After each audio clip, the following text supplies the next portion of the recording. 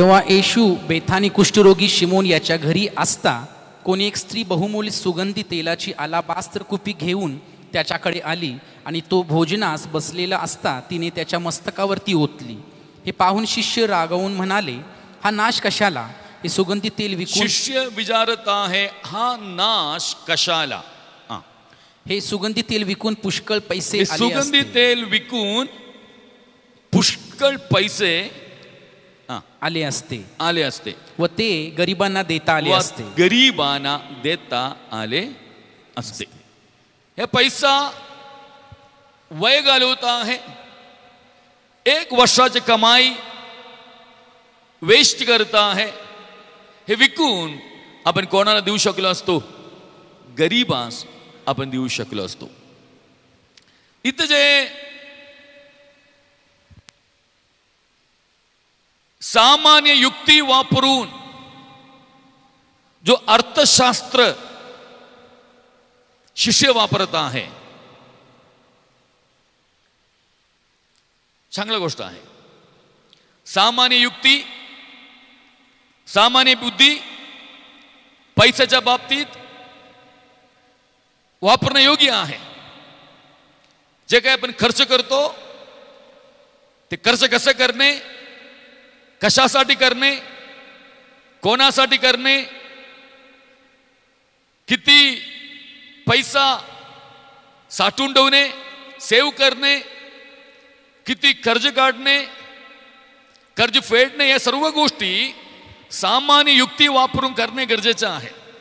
नाहीतर महान धोका, महान अपघात म्हणू शकतो किंवा महान वाईट दुर्घटना आमच्या जीवनामध्ये घडणार. सर्वांच्या लक्षात असू द्या, जिथे सामान्य युक्ती, सामान्य बुद्धी वापरायचं आहे तिथे सामान्य युक्ती, सामान्य बुद्धी वापरल्या पाहिजे. कुयुक्ती नव्हे तर युक्ती, सुयुक्ती, उत्तम युक्ती. उत्तम युक्ती, उत्तम बुद्धी कोणाकडून आहे? देवाकडून आहे.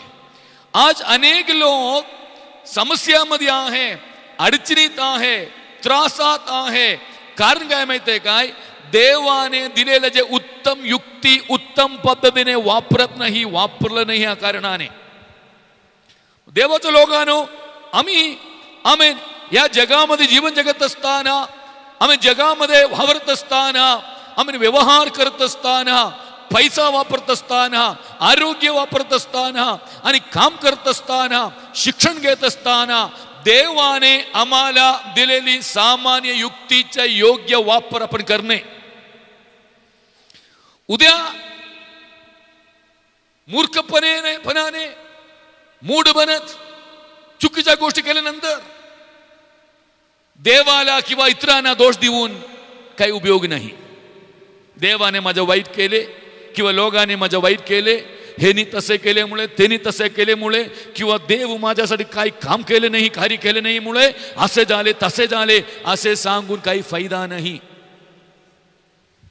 काही लेकर असं म्हणतात, माझ्या परीक्षेमध्ये मी पास झालो नाही, देव का माझ्यावर असं केले, देवाने असं काय केले?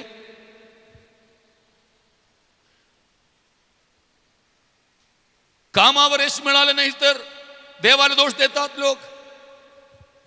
आजारी पडल्यावर देवाला दोष देतात. खर्च झाल्यावर देवाला दोष देतात. कुटुंबामध्ये काहीतरी समस्या निर्माण झाल्यावर देवाला दोष देतात. अशी जे समस्या आहे त्याच्या मागे एक महत्वाचं कारण काय माहितीये काय?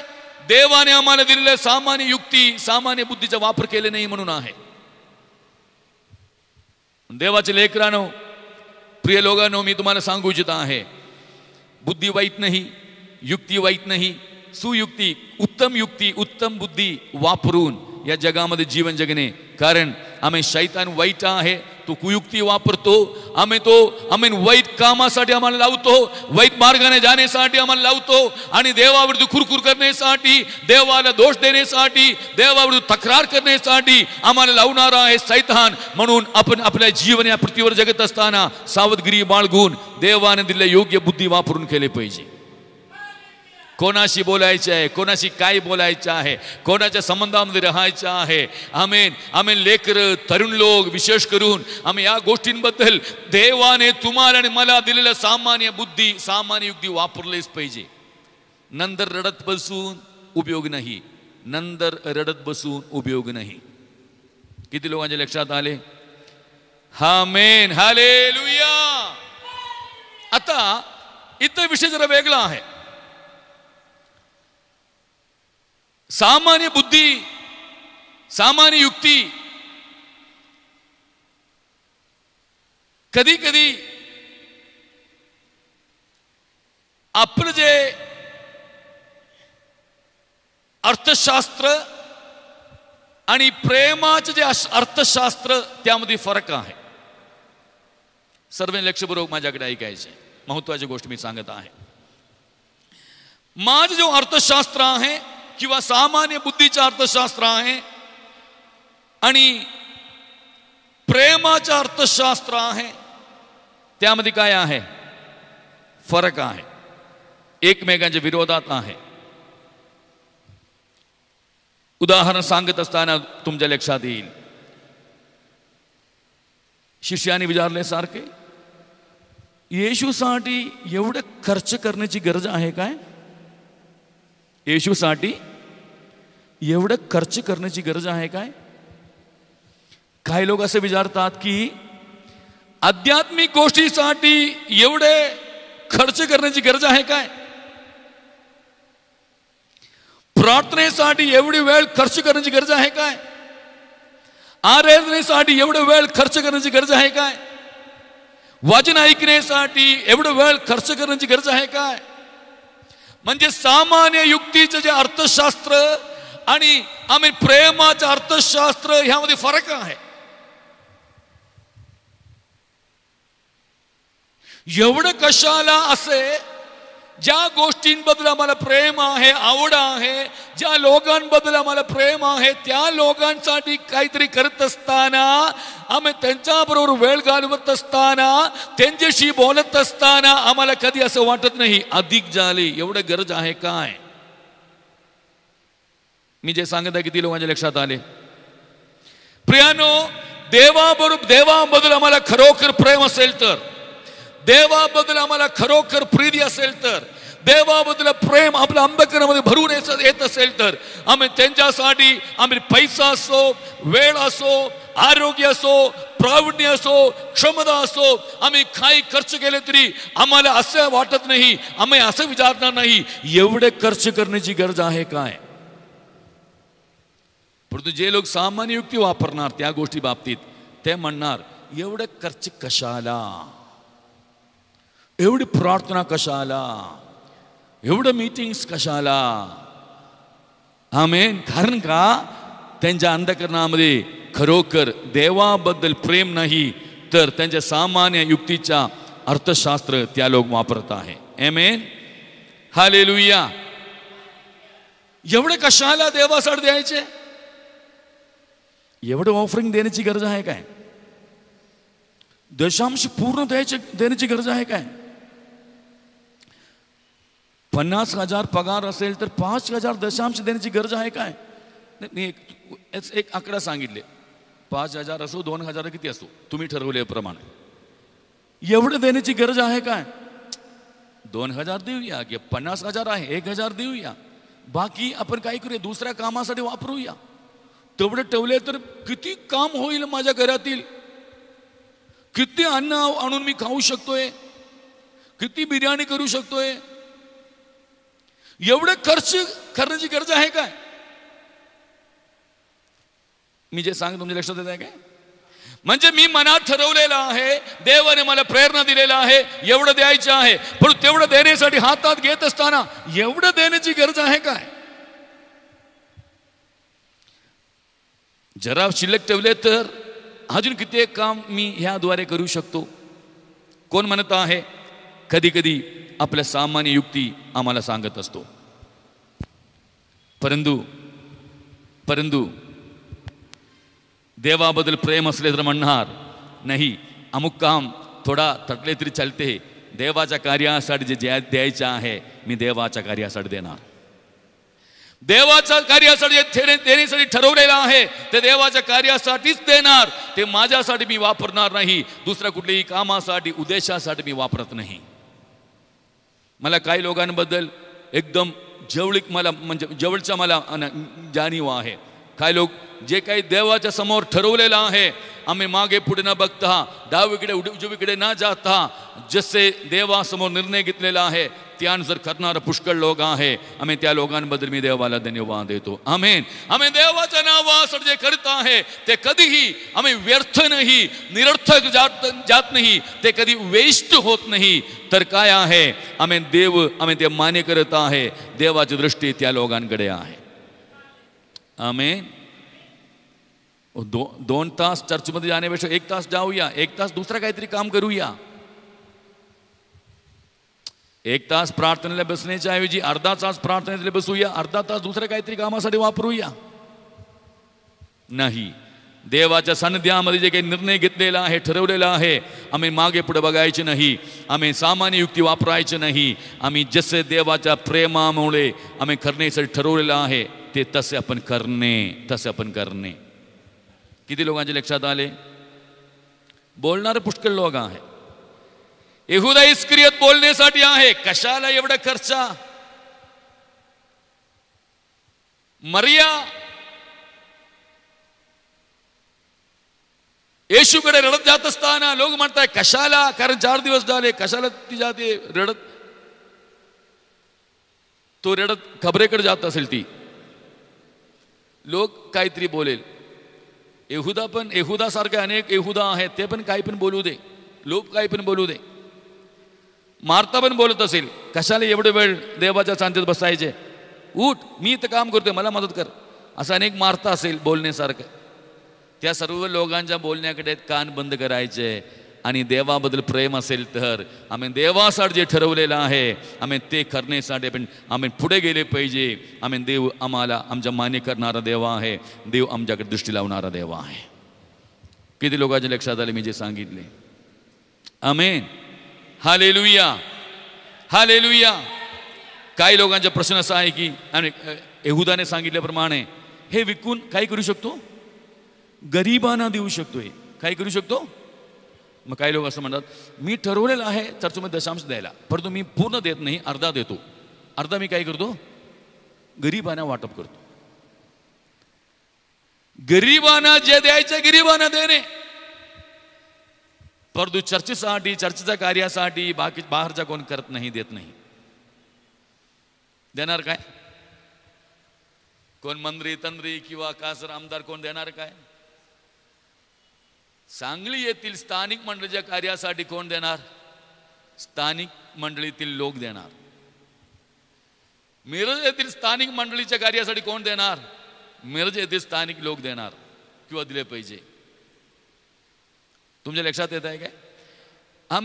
आम्ही काय करतोय? आमच्याकडे जे आहे त्यातून काढतो, हे ना तोडा देतो, त्यांना तोडा देतो, हे ना तोडा देतो. हे गरीब आहे, तो गरीब आहे, गरीब आहे. आमेन. गरिबांना मदत करण्यासाठी गरिबांना मदत करू नका असं नव्हे, परंतु आम्ही चर्चबद्दल मला एक जबाबदारी आहे. आम्ही चर्चा कामाबद्दल मला एक जबाबदारी आहे. मी दिल्याशिवाय कोण देत नाही. आम्ही दिल्याशिवाय कोण चर्चा कामासाठी देण्यासाठी नाही.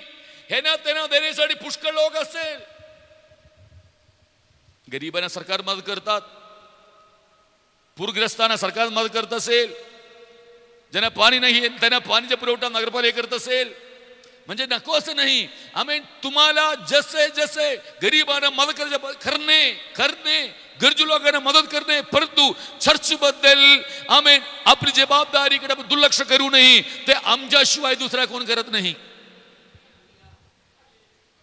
किती लोकांच्या लक्षात येत आहे मी जे सांगत आहे? मी जास्त करून पैशाबद्दल बोलणारा व्यक्ती नाही, तुम्हाला माहित आहे. द्यायला पण कोणाला सांगत नाही. आमेन. Praise the lord. परंतु या वचन वाचत असताना आमच्या लक्षात येत आहे की आमेन आम्ही आपल्या कार्यासाठी दुसरा कोणाकडे आपण हात पसरवायचे नाही, दुसरा कोणाकडे मागण्याची गरज नाही, कारण हे आपली जबाबदारी. आमेन. म्हणून येशू सांगत आहे की तुम्ही गरिबांना कधी पण मदत करू शकतो, परंतु आता माझ्या संदर्भात जे काही करायचं आहे आम्ही तिच्याशिवाय कोणी करण्यासाठी नाही. ही तिची जबाबदारी आहे, तिला मिळालेली जबाबदारी आहे. आता माझ्यासाठी जे काही करायचे ते, नंतर इतरांसाठी जे करायचे आहे करा, काही हरकत नाही. करू नका असं नाही सांगत, नंतर जे काही करायचं आहे करा. तेच येशूने सांगितले. समजलं सर्वांना? हालेलुया.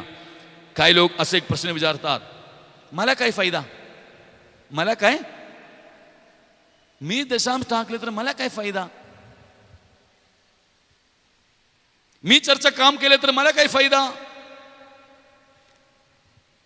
मी इथं स्वच्छ केले तर, म्हणजे इथं आता त्यांनी स्वच्छ करून देतात, स्वच्छ करून दिलं तर माझा काय फायदा काय, मी 2 लोकांना सुवार्ता सांगितलं तर मला काय फायदा, मी दोघांना चर्चेमध्ये घेऊन आले तर मला काय फायदा. आपला अर्थशास्त्र असं म्हणतो मी 10 रुपये खर्च केले तर मला किती मिळाले पाहिजे, किमान 20 तरी मिळाले पाहिजे. बरोबर आहे की नाही? आपलं अर्थशास्त्र, आम्ही आपली जी युक्ती, सामान्य युक्तीचा अर्थशास्त्र आम्हाला म्हणतो तू जर चर्चेसाठी 10 रुपये खर्च केले तर तुला 20 रुपयाचा फायदा त्याद्वारे झाले पाहिजे. आम्हाला इथून काही फायदा नाही, मग कशाला आम्ही, मी जे सांगत तुमच्या लक्षात येत आहे काय? हालेलुया. आम्ही काही लोकांच्या अर्थशास्त्र असं म्हणत आहे की देव बोलल्याशिवाय देऊ नका. काही लोक असं म्हणतात देव माझ्याशी बोलू दे, देव मला डायरेक्ट बोलू दे, दशांश द्या, देव मला डायरेक्ट बोलू दे. बाकीच्या काही कामासाठी देव बोलण्याची गरज नाही. बाकीच्या सर्व खर्च करण्यासाठी देवाकडून वाणीसाठी वाट पाहत नाही. आपल्या मर्जीने, आपल्या इच्छेने आपण सर्व काही खर्च करतो. परंतु चर्चेसाठी द्यायचं असेल तर, दशांश द्यायचं असेल तर देव मला प्रेरणा दिले पाहिजे किंवा आनंदाने मी दिले पाहिजे. आनंदाने नाही दिले तर देव ते स्वीकार करत नाही. म्हणून मला आनंदच नाही चर्चेला द्यायला. म्हणजे असं पण कारण सांगत असतो, आनंदाने देणारा ना, काय म्हणतात वाचन कसं आहे, संतोषाने देणारा देवाला आवडतोय. मग तुम्ही का देत नाही? मला संतोष नाही हे कारण सांगतो, पण देव मला सांगू दे किंवा मला आनंद मिळू दे देण्यासाठी असं नव्हे. आमेन. बायबल आम्हाला काय शिकवत आहे? आमेन. जे काय आपली जबाबदारी आहे चर्च बद्दल, सेवकांबद्दल, मंडळीबद्दल, मंडळीतील कार्यांबद्दल आमेन देण्यासाठी विशेष वाणी वाट पाहत बसण्याची गरज नाही. ऑलरेडी वाणी दिलेला आहे देवाने. काही लोक म्हणतात बाप्तिस्मा घेण्यासाठी देव मला डायरेक्ट बोलू दे. ऑलरेडी देवाने सर्व लिहून ठेवलेलं आहे. आम्ही त्यांच्या सेवकांद्वारे, प्रेषितांद्वारे लिहून ठेवलेलं आहे. बाप्तिस्मा घ्या. मग आम्हाला काय पाहिजे? डायरेक्ट वाणी, डायरेक्ट इथे लिहून ठेवलेलं आहे, त्याकडे लक्ष नाही. हा मेन लक्षात आलं की सर्वांना? मग हे वाचायला आम्हाला वेळ नाही ना, हे वाचायला आम्हाला वेळ नाही. आम्हाला काय करायचं? डायरेक्ट ऐकायचं. किती लोकांचे लक्षात आले? किती लोकांच्या लक्षात आले? अर्धावट ज्ञान म्हणजे काय म्हणायचं त्याला? बरोबर शब्द, half knowledge of half truth, हे मोठा धोका आहे. एक व्यक्ती एक दिवशी माझ्याशी एक बायबलमधील एक प्रश्न विचारले. मी त्यांना बरोबर उत्तर दिले. जसं प्रश्न आहे त्यानुसार बायबलचं वचन काढून त्याने उत्तर दिले. त्या व्यक्ती तयार नाही स्वीकारायला. नाही असं नाही, असं आहे, असं नाही. मी सांगितलं मग सांगा, दाखवा. मी तुम्ही असं म्हणताय, कुठं आहे दाखवा मला. नाही मी खरं कोणाकडून काहीतरी ऐकले, कोणतरी काहीतरी शिकवले. ज्यांनी शिकवले त्यांना पण माहित नाही, ज्यांनी शिकले त्यांना पण माहित नाही. मी त्यांना सांगितले, पहिला राजा काढा, 5वा अध्याय काढा, उत्पत्तीपासून प्रगटीकरणापर्यंत हुडका लागले. कुठलं पुस्तक? पहिले राजे. सापडलं नाही. शेवटी मी काढून दिले. हे कुठून तरी काहीतरी ऐकून, कुठून तरी काहीतरी शिकून आम्ही काहीतरी सांगतात आणि आम्ही असं म्हणतात मला सर्व काही माहित आहे. हे पण मोठा धोका आहे. म्हणून तुम्हाला काही प्रश्न असेल तर, तुम्हाला शिकायचे असेल तर आम्ही देवाच्या वचनासमोर बसायचं आहे, किंवा देवाचं वचन ज्यांना व्यवस्थित माहीत आहे त्यांच्यासमोर बसायचं आहे. अर्धावट ज्ञानाने जीवन जगायचं नाही, अर्धावट ज्ञानाने लोकांना शिकवण्यासाठी प्रयत्न करायचे नाही, आणि अर्धावट ज्ञानाच्या लोकांच्या समोर बसून ते सर्व तसंच आपण स्वीकार करायचे नाही. कोणतरी काहीतरी शिकवत असताना बोलत असताना वचनासमोर बसायचे, वचन व्हायचे, वचन काय सांगत आहे. आमेन. मी नेहमी सांगत असतो, मी जे काही सांगत आहे त्याबद्दल काही प्रश्न असेल तर कोणाला विचारायचे? मला विचारायचे. दुसरा कोणाला विचारलं तर कदाचित त्याचे उत्तर मिळणार नाही, तुम्ही मार्ग चुकणार, तुम्हाला बहुकवणार. म्हणून मी जे सांगत आहे त्याचं उत्तर तुम्हाला व्यवस्थित पाहिजे असतं तर मला विचारलं तर मिळणार 100%. कारण मी जे बोलतो उगाच काहीतरी बोलत नाही, आत्ता मिळालेल्या प्रकटीकरण बोलत नाही, वचन वाचून मनन करत अभ्यास करत त्यातून बोलतोय. मी बोलत असलेला प्रत्येक शब्द मी जाणीवपूर्वक बोलतोय, बेशुद्ध होऊन अना काय म्हणे भान सुटलेल्या व्यक्तीसारखे नव्हे. कारण मला माहिती मी काय बोलतोय. सर्वांच्या लक्षात येतं की मी जे सांगत आहे. आज मी चष्मा पण आणले नाही, काही दिसत नाही, अजिबात काही दिसत नाही बायबल काय. Amen. Praise the lord. Amen. लक्षात घ्या या गोष्टी. म्हणून आपण सामान्य युक्ती जिथं वापरायचे तिथं वापरणे. आमेन. परंतु सामान्य युक्ती कधी कधी आमेन देवाच्या अर्थशास्त्राच्या विरोधात आहे, प्रेमाच्या अर्थशास्त्राच्या विरोधात आहे. ते आमच्या लक्षात असू द्या. एवढं किती लोकांच्या लक्षात आले मी जे सांगितले?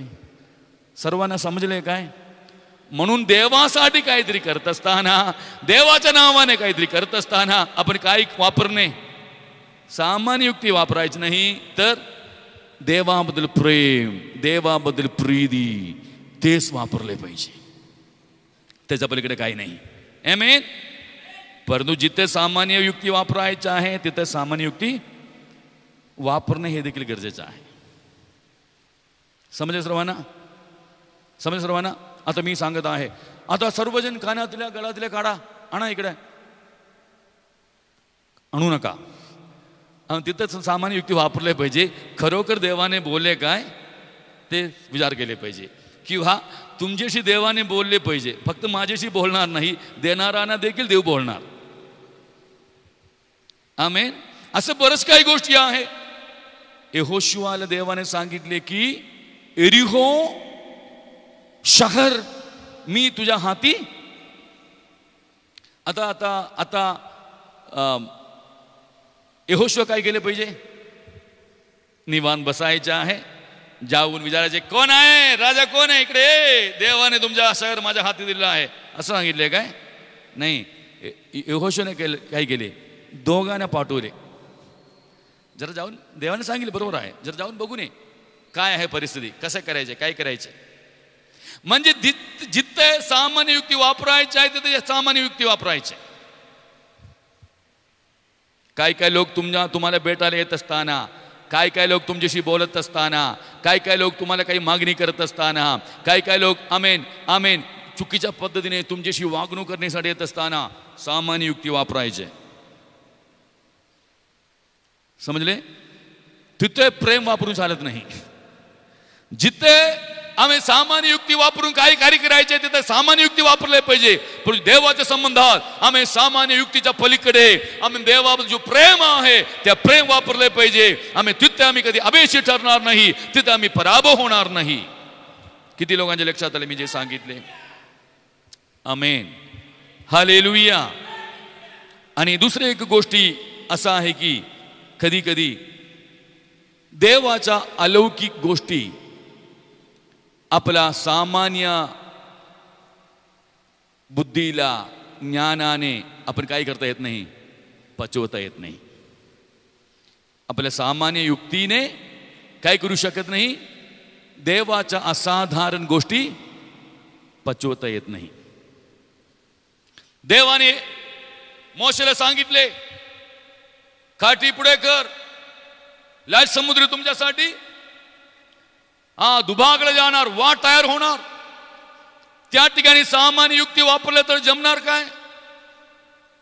तिथे जे घडत आहे असाधारण गोष्ट आहे, अलौकिक गोष्ट आहे, असामान्य घटना आहे, दैविक चमत्कार आहे. देव असाधारण गोष्टीबद्दल सांगत असताना तिथे सामान्य युक्ती वापरून चालत नाही. किती लोकांच्या लक्षात आले? रात्रभर कष्ट करून थकून बसलेला पेत्राला सांगत आहे की जाऊन अमुक ठिकाणी जाळी टाक. तिथं सामान्य युक्ती वापरून चालत नाही. मी रात्रभर कष्ट केले, मला माहित आहे कुठे कधी कसे मासे मिळणार, असं युक्ती वापरून चालत नाही. तिथं काय वापरले पाहिजे?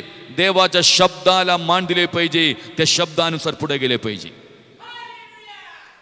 किती लोकांच्या लक्षात आले? Hallelujah, hallelujah. योर्दान दुभागण्यासाठी, एरिहो बिंद आम्ही खाली पाडण्यासाठी आम्ही सामान्य युक्ती वापरून चालत नाही. देवाने जे सांगितले आम्ही त्याप्रमाणे करण्याची गरज आहे. देवाच्या शब्दाला मान दिले पाहिजे, आम्ही त्यानुसार पुढे जाण्याची गरज आहे. Hallelujah, hallelujah, hallelujah. हरवलेला मेंढर, आम्ही त्या मेंढराला शोधणे, आम्ही एक मेंढरासाठी 99 मेंढराला आम्ही सोडून जाणे सामान्य युक्तीला बसत नाही. सामान्य युक्तीने विचार केले तर मूर्खपणा आहे. परंतु त्या एक व्यक्तीसाठी स्वर्गीय महिमा सोडून, आम्ही स्वर्गीय गौरव सोडून मानव जातीला वाचवण्यासाठी येशू पृथ्वीवर येणे सामान्य युक्तीला बसत नाही.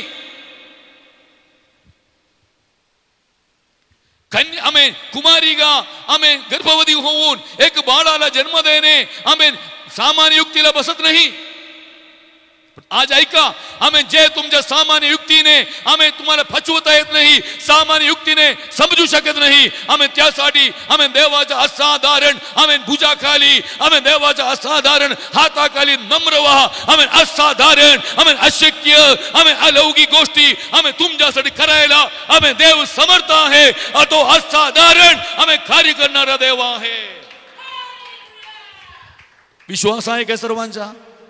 जे तुम्हाला अशक्य वाटत आहे, आम्ही जे तुम्हाला असामान्य वाटत आहे, त्या गोष्टी तुमच्या जीवनामध्ये माझ्या जीवनामध्ये घडून आणण्यासाठी देव समर्थ आहे. कधी कधी आपल्या बुद्धीमध्ये ते आम्ही बसत नाही, आपल्या ज्ञानामध्ये बसत नाही. आज या ठिकाणी बसलेल्या प्रत्येक व्यक्तीला विचारले तर त्या समजणार माझ्या बुद्धीने अशक्य होते, माझ्या ज्ञानाने अशक्य होते, माझ्या सामान्य युक्तीने अशक्य होते. परंतु असाधारण कार्य, असामान्य कार्य देवाने माझ्यासाठी केले. म्हणून मी इथं आहे, म्हणून मी जिवंत आहे, म्हणून मी देवामध्ये आहे. किती लोकांना समजले? Hallelujah, hallelujah. किती लोकांना देवावर विश्वास आहे? आता देव तुमच्यासाठी काहीतरी चमत्कार नाही केले तर तुमचा विश्वास कमी होणार काय?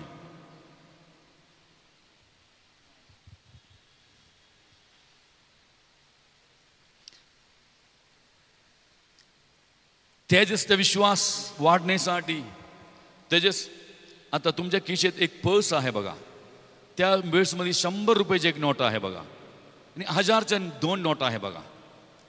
असं मी बरोबर त्यांच्या खिशेत किती पैसा आहे असं सांगावं लागतंय काय तेजसचा विश्वास वाढण्यासाठी? असं मी नाही सांगितलं तर तेजसचा विश्वास वाढणार नाही काय? कमी होणार का देवावर विश्वास? विनोद पाशने सांगितलं नाही माझ्या खिशेत किती पैसा आहे आणि किती करन्सी नोट आहे असं नाही सांगितलं तर विश्वास कमी होणार काय? मग कठीण आहे. तुमचा विश्वास वाढवणे करता अजून काहीतरी देव करायला पाहिजे असं म्हणले तर कठीण आहे. ऑलरेडी आम्ही देवाचा पुत्र पृथ्वीवर आला, मरण पावला, आम्ही कुमारिकेच्या पोटात उतरा जन्मला आला, आम्ही आमच्यासाठी पुन्हा उठला. ह्या गोष्टीवर विश्वास ठेवता येत नाही तर अजून काहीतरी तुमच्यासाठी केले पाहिजे आम्ही त्याच्यावर विश्वास ठेवण्यासाठी. तर त्या विश्वासासमोर एक मोठं प्रश्नचिन्ह आहे. आज मी माझ्यासाठी प्रार्थना करत असताना माझा आजार निघून झाले नाही, बरं झाले नाही म्हणून मला माझ्यामध्ये अविश्वास निर्माण होणार काय? देवाबद्दल संशय निर्माण होणार काय? तुमच्यासाठी प्रश्न आहे, माझ्यासाठी प्रश्न आहे. मी आज एक अद्भुत काम माझ्यासाठी घडावे म्हणून मी प्रार्थना करतो, देवा अमुक गोष्टी घडावे, अमुक त्या गोष्टी नाही घडले तर देवावर माझा संशय निर्माण होणार काय? मग इतकं काळ ऐकलेले, इतकं काळ विश्वास ठेवलेले, इतकं काळ प्रार्थना केलेले, इतकं काळ वचन शिकलेले कुठे गेले? त्या एक गोष्टीबद्दल, त्या एक गोष्टीमुळे विश्वास निर्माण होत आहे काय? कधी कधी देवाच्या असाधारण गोष्टी, असामान्य गोष्टी आमच्या बुद्धीत बसत नाही. जेव्हा देव म्हणतो तो म्हणायचे, होय देवा, हिअर आय एम, मी इथं आहे, तुम्हाला जे करायचं आहे माझ्या जीवनामध्ये, माझ्या जीवनाद्वारे आम्ही तुम्ही करा, असं म्हणण्यासाठी आपण तयार झाले पाहिजे. आमेन. किती लोकांच्या लक्षात आले मी जे सांगितले? बंद करतो. एकच गोष्टी आज मी तुम्हाला सांगितले.